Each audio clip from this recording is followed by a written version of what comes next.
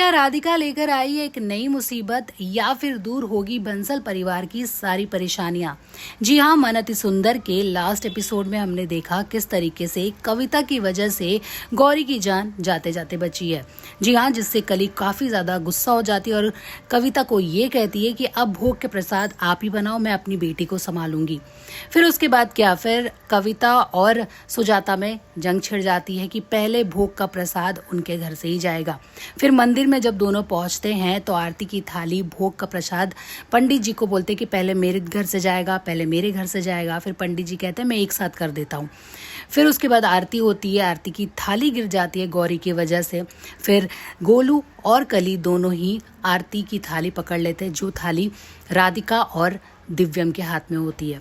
उससे यह पूरी आरती संपन्न होती है। फिर उसके बाद सब जब घर जाते हैं तो उन्हें एक बड़ा झटका लगता है, क्योंकि घर में चोरी हो गई है।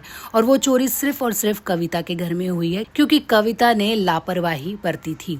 और दूसरी तरफ सुजाता ने सावधानी से सारे घर के दरवाजे पर ताला लगा दिया था।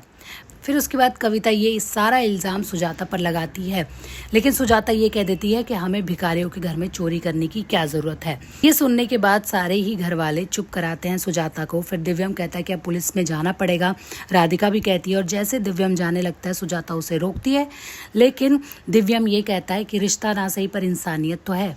फिर आने वाले एपिसोड में हम देखेंगे कि किस तरीके से दिव्यम और गोलू आते हैं और कहते हैं कि चोर पकड़ा गया है, सीसीटीवी फुटेज से पता चल गया है चोर कौन है।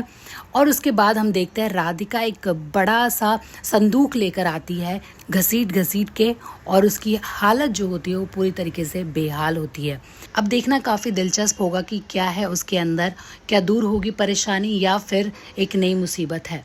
आप बता दीजिए अपनी राय कमेंट सेक्शन में कमेंट करके, और इसी तरीके के अपडेट्स के लिए देखते रहिए फिल्मी मंत्रा टीवी।